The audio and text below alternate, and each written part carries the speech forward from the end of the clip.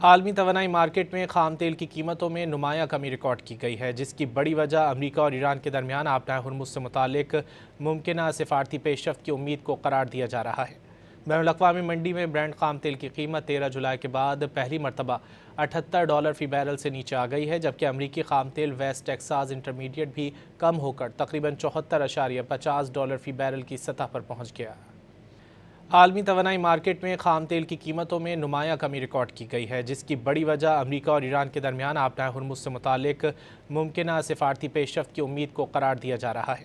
بین الاقوامی منڈی میں برنٹ خام تیل کی قیمت 13 جولائی کے بعد پہلی مرتبہ $78 فی بیرل سے نیچے آ گئی ہے، جبکہ امریکی خام تیل ویسٹ ٹیکساس انٹرمیڈیٹ بھی کم ہو کر تقریباً $74.50 فی بیرل کی سطح پر پہنچ گیا۔ عالمی توانائی مارکیٹ میں خام تیل کی قیمتوں میں نمایاں کمی ریکارڈ کی گئی ہے، جس کی بڑی وجہ امریکہ اور ایران کے درمیان آبنائے ہرمز سے متعلق ممکنہ سفارتی پیش رفت کی امید کو قرار دیا جا رہا ہے۔